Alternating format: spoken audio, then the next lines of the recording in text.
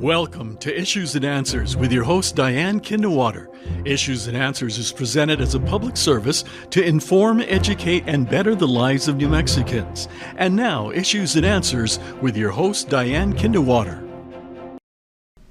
Welcome to the program. I'm Diane Kinderwater. The New Mexico State Fair is alive and well, and hopefully it's going to be on next year as well, so we can cross our fingers and prepare for even next year's State Fair, because you may want to participate in it. Because we know the New Mexico State Fair is more than turkey legs, corn dogs, and whatever they can think of to deep fry, like deep fry Oreos. I've heard of deep fried Twinkies to eat.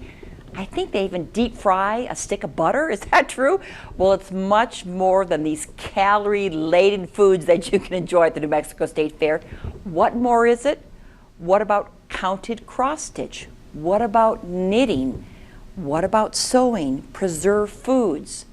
Today in this program, we're going to talk about those things, what I call the more peaceful side of the State Fair, the more quiet, and a much more beautiful part as we discuss the Home Arts Building and what you can find inside, and maybe what you might want to participate in, if not this year, for New Mexico State Fair next year. So please stay with us as we discuss the more gentler side of the New Mexico State Fair right after this. We know they have animals at the State Fair, but have you seen one like this? And would you like to perhaps earn, I'm going to say win, but earn one of these? Well, we'll tell you how in the program today. Isn't this just absolutely gorgeous? Best of show. Is it a painting? No, we're going to tell you what it is, because we're going to discuss the Home Arts part. And I have the superintendent of the Home Arts Building with me today. That is Barbara Cushman. Thank you so much for being part of the program. And my friend, Karen Jeffrey. I'm going to hand this to you, Karen.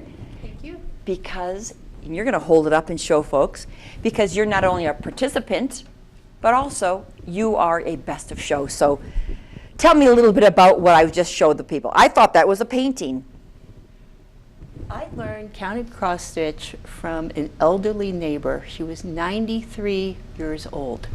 A true artist. She did needlework, she painted, she did miniatures, just a wonderful woman. And I visited her home, and she asked me, what can I teach you how to do? And I saw the cross stitch, and I said, how about cross stitch? And she had all the materials that you needed to cross stitch, and this is the very first one that I did.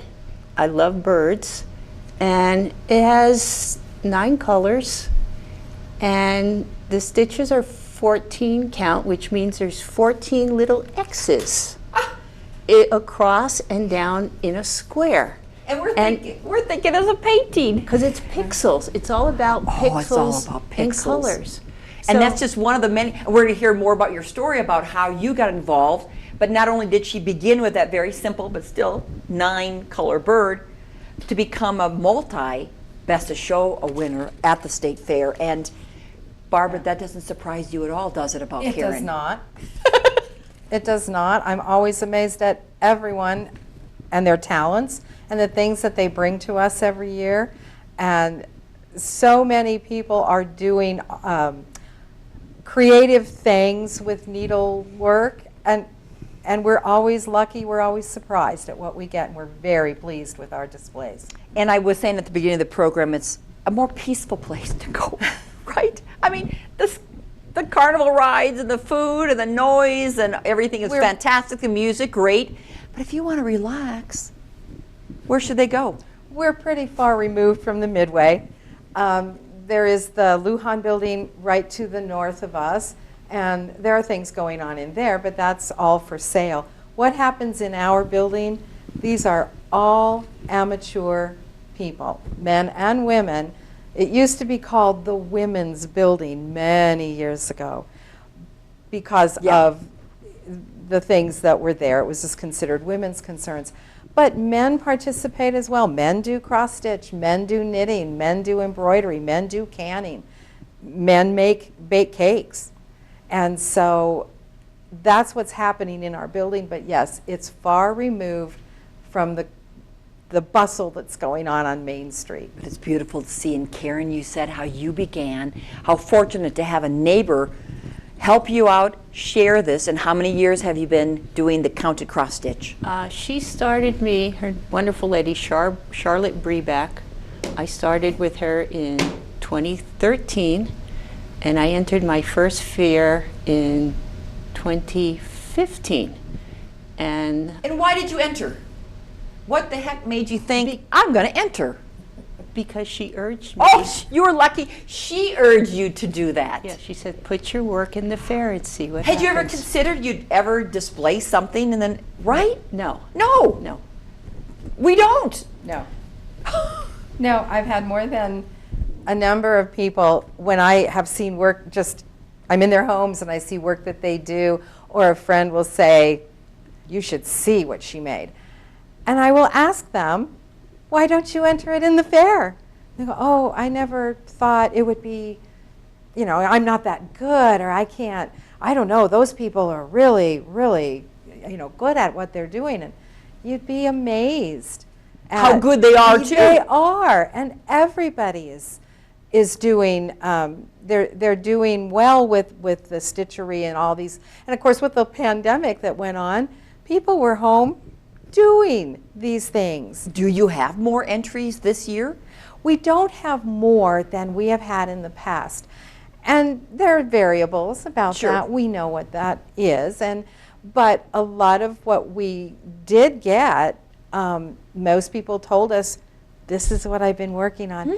Normally the rules say that it has to be, the item has to have been prepared between the last fair and the next fair. So that gave people actually 2 years, basically 2 years to get things accomplished this time around. So you were fortunate, and Barb, and the people who know Barb are fortunate because she goes into their home and said, enter, enter.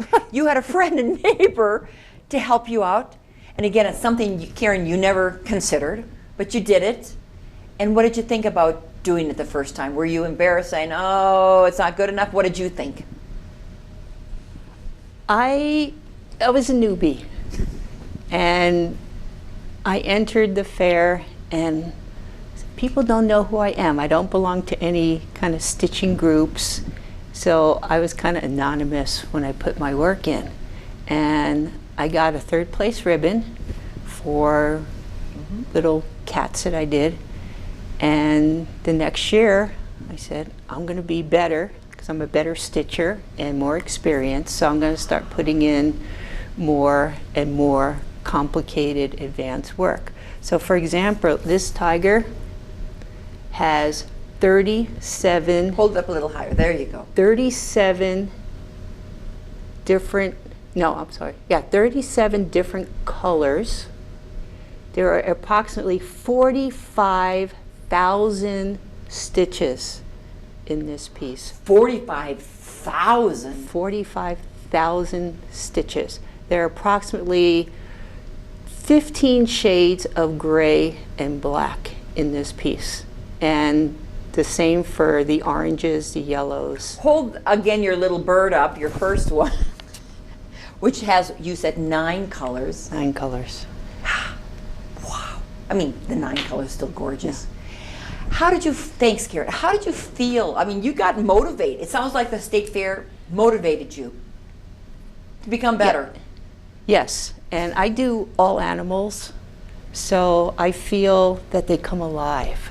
When you see the face, you see the eyes. They have a personality versus some people love flowers. Some people love fantasy. Some people do landscapes. I do animals. But again, it's interesting. Do you think you would have maybe taken on the 45,000 stitches right away if it weren't for participating in the fair? No, no. Once I got started, you couldn't stop me. You could not stop me. I stitch every day nonstop. Because? Why? It's very peaceful, like you said in the beginning. I'm a retired PE teacher, so the sensory overload is ridiculous. I know Barbara's also a retired teacher. I am. So to find something that is just peaceful and quiet, that you can just sit with your own thoughts and create something that is so satisfying and pleasing for other people to see. That's the key, isn't that? I mean, it's a key. Yes, that's a great part of it. And what Karen said first is what I see when I encourage people to enter. You don't know until you have a starting point. When people say, well, I've come to the fair and I've seen such beautiful work and I'm certain that mine isn't that good. You need a starting point, which she got a starting point. I took a third. And the judges will also provide comments when they are judging, and they may give helpful hints to people that will read it and will simply say, you know, be careful about burying your knots or make your stitches a little tighter. They have information that can help somebody improve. So that's their starting point, and once they have that information, keep going like Karen did. Try something a little more complicated, a little more difficult, and see where it goes. And like Karen, do they do it for their own enjoyment, of course, but the fact that they can display it and share it with others to see? Absolutely. Absolutely they do. Oftentimes they will be making things to give to family or friends. They can be gifts. Because we're all amateur, then selling the products is not what we do in the building. We don't get money from displaying them. People will ask, though, because they love things. Even the quilts, right? Oh, I'm absolutely. sure they want to buy the quilts. Absolutely they do. And the best we can do is put a little note on the exhibitor's item, and that's up to the exhibitor. If the exhibitor chooses to sell it, and then we'd have to think, well, you're no longer a amateur now if you're making money selling it. Oh, no then they longer can't an amateur. participate. Yeah, shouldn't. Yeah. Yeah, it's a little tricky, and we understand that almost no one is making a career out of crocheting or, you know, paying the mortgage by doing counted cross stitch. But for the most part, they are amateurs, and they stick to that. They do. What suggestions, Karen, do you have? And how do you feel about the fair, again, now being a part of it? Well, I'm so excited that it's back on. And a lot of the home arts are, I think, being lost with today's generation. Everything is electronic and everything is instant. And when you work in home arts, a lot of the crafting that people do, it's months of work. And a lot of children, they want that instant gratification. And when people ask, how long does it take you to do something? And you say, 6 months, 8 months. And here is a current work in progress. What are they? 6 months, 8 months. Here's a current work in progress, and this is kind of how you work. And you have a page, these are like all the colors. This has, I think, 39 different colors. And it has 16 pages of this, which are the grid. So this grid right here is this right here. Hold it up next to that again, Karen. So that's 16. You have 16 pages of that to complete. 16 pages like this, and this grid is this right here. And that's a grid showing the different colors. Correct. So you follow this grid. Oh. So this is a work in progress. And I think it's going to be a koala bear. that's exactly what it is. I can Koala. see his ear, and I can see the bamboo Yeah. and his little claw.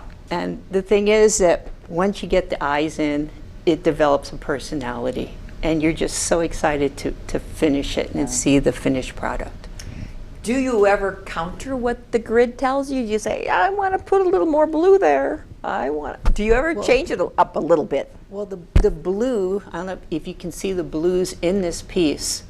There are 9 shades of blue, light blue, in this piece. So 9 shades. Suggest the experts do that.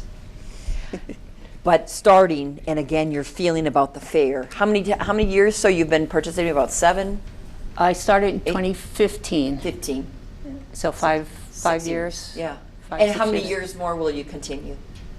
I will continue stitching as long as my eyes and my hands allow me to do so. And how many entries did you have this year? I had 5 Which are- because of the pandemic. Because normally I put in 3. And a lot of my stitching ended up being in the same category because you have different stitch counts and sizes, starting at 3 by 5 up to, is it 36 There by are many categories. huge. So And this is, again, those are squirrel monkeys. They won Best in Show this year at the fair. you like their eyes. You like their tails. Congratulations. Thank you. In addition to cross stitch, we said embroidery, and I think Karen, you can show that a little bit. That's A machine embroidery. Okay. There are 2 types, hand embroidery. This is done on a machine on a purchased vest, but it needs to be programmed. You know, the people who work with machine embroidery or machine quilting, it sounds like, well, it's just done by a machine. Why? But it has to be programmed. It has to be created by the person who's making it. So, And do you want to tell whose that is? I will tell whose this is. This is a blue ribbon winner, and the person who made it is named Judy Botsford, and she would probably not want me to tell you how old she is, but she's older than 89. I'll tell you that. Wow. Wow. And still going strong. This is an example of a sewing project. And I mean, we all made aprons in Middle school, junior high, yes, right? we do, and That was unfortunately they're not making aprons anymore. Oh. They do have culinary arts in some of the schools, but that's about it as far as the sewing and home economy and all that kind of thing. But this was made by Kathy Cunha Johnson, who is also one of our workers, and it was a sewing project that she had, and she took a red ribbon. That's second place. Can you hold it up a little bit? I can. That looks kind of intricate for an apron. Yes, yes, absolutely. And she said she uses pretty. them, she made them because she uses them when she takes youth groups to camp. And they're good, you keep all your stuff together in one place when you're working with kids. This is a little bow tie, also took a second place ribbon. This was made by actually the assistant superintendent. Her name is Yolanda Fassel. And she made this little bow tie for her nephew who was going to be in a wedding, and these were the wedding colors. So she made this bow tie. He was the ring bearer. Cute. We're going to move Intricate on to the movements. food and preparation, Yeah. but regarding the sewing, the knitting, the fabrics, just give me kind of randomly how many different categories and types of things, because we discussed the cross stitch, the embroidery, and crocheting, quilting. If we start with the sewing, which begins with number 1 and go all the way through crochet, we have about 286 categories. 286 different categories. Different categories.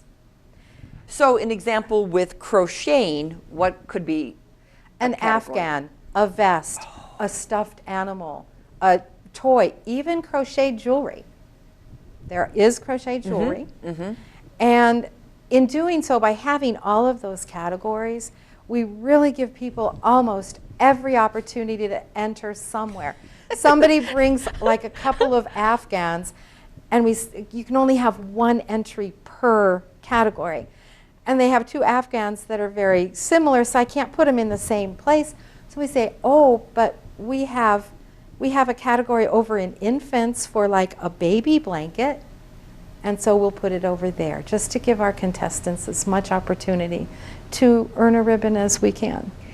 Karen, I know that you display and you go look at the home arts. What do you think of the other things that are displayed in addition to your cross stitch? Oh, it's just amazing because I know how much work goes into this, and I can appreciate how much work goes into all the other pieces that are displayed at the fair. The quilting, the knitting, the embroidery, the crocheting, it's remarkable. And to get with the categories in cross stitch, you don't have to necessarily do a framed piece. There are people do Christmas stockings, they cross stitch towels, they cross stitch pillows, patterns, Absolutely. designs Yes, in absolutely. So many different categories. Yes. But it's the appreciation for some of us non-participants We may go and look and say how pretty, but you don't. People, what comments do you receive, Barbara, from non-participants, from city folk who may not? From fairgoers who are just looking at everything. Primarily, they're always in wonderment when they'll come and say, "Are these just amateurs?" You know, when I say this isn't for sale, and I say, yes, they are men and women. We do get men who do quilting as well. And yes, they do it because they enjoy doing it, or they have a purpose. They're making it for a wedding or whatever, but that's what they are. And this year we're even having fairgoers choose their top 3 favorite quilts. It's just for fun to see which ones. They've all been judged, by the judge, and so they've all received their ribbons and awards. But we're just asking the public. What a fun idea. Yeah. Have you done that before? We have not. We haven't done it before. That would get me involved, because you do go and you look and say, I like that one. Oh, that one received the best of show. That one was the blue. We have 102 quilts to be looked at. But how fun for fairgoers to give their opinion and feel that they're a part of it, because their opinion, they know more than the judges. Oh, there's always that. There's always that.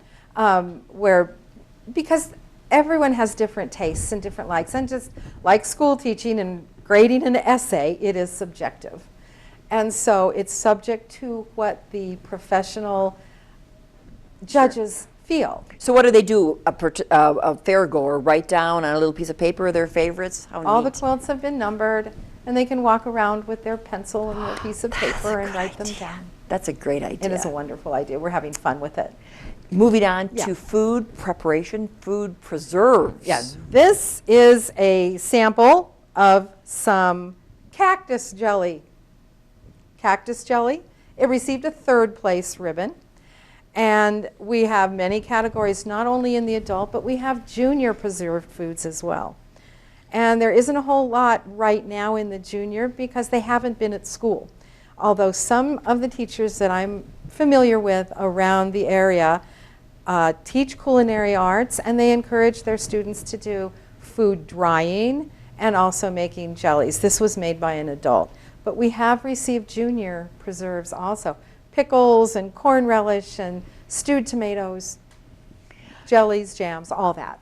Barbara, how many years have you been the superintendent or involved with the State Fair Home Arts building? This is I believe it's my 4th year being the superintendent. I don't think it's my 5th. And before that, I was the assistant, kind of moving up. And when I started 16 years ago, when I retired the first time from teaching, and I was a worker. Yeah. How have you seen things change over those 16 years in the home art? And you share it with the creative arts. We do. The building, so the creative arts is on the other side, and that's where you'll find the Legos and the models and the coin collections and things like that. I've seen the fair change in that we have generated, at least in my observation, more interest, a lot more interest in what we do. People will come and ask us questions, and they sometimes want to know when they see a sign saying the cake contest is tomorrow. They say, well, how do I enter that? How would I do that? And we can explain to them and give them the written instructions for how you choose your cake, bake it, bring it to us. We'll put it with all the others, and the judges will assess it. They'll rate it. We have time still, Karen, this year for people to go until Sunday, September 19th. But preparing then for next year, what advice do you have for viewers out there? Just pick a craft that you would love to do. I had a choice from the lady who taught me. She showed me a variety of crafts. Look at all the crafts that are in that building and say, I want to try to do that. And like she said, like Barbara said, ask the people that are there. And you have to start somewhere. And if it's not your gig, there's so many other things that you can do. And 286 categories of things to do. Exactly. Just in cross stitch, and we didn't talk about food. There are classes too. Anything people are interested in, if they are interested in stitching, I can, or anybody in our department can let them know who teaches or where you can find out information. And the Bernalillo County Extension, we work very closely with Bernalillo County Extension, who also works with 4-H, because they teach canning and preserving foods in all methods and things like that. So they can be very helpful if people are interested and say, I'd like to do that. But I think it was a great advice. Go to the fair this year, take a look what's on display, and then you have a whole year to work on it. We would love that. And your area is growing in interest. Yeah, it is. Yeah, as Karen said, we don't see young people doing as much anymore. They're not seeing their grandmothers do it. But occasionally we spark an interest, and some people are beginning to do that, saying, like, I can even teach children to do needlepoint or embroidery, and we encourage it very much. Good. It gets them away from that computer and that It does. cell phone. I think it's a key for parents saying, oh, this is something that will really keep them busy. Exactly. Exactly. Absolutely. I'm going to judge this show as Best of Show. Karen Jeffrey, thank you so much. A Best of Show award winner at the New Mexico State Fair, and counted cross-stitch, and of course Barbara Cushman. The superintendent, thank you for your service to the state by working there. You're welcome, and thank you for the opportunity. But you're in such a beautiful building. We are. We are. Take a look at it again. That's the Home Arts shared with your Creative Arts Building. So thank you so much for watching the program. I'm Diane Kinderwater. Make it a great week with your family, and we'll see you next time. Bye-bye. Issues and Answers with your host Diane Kinnewater is presented as a public service to inform, educate, and better the lives of New Mexicans. To comment on today's program or to purchase a copy of any Issues and Answers program, visit sunbroadcasting.org or call us at 505-345-1991.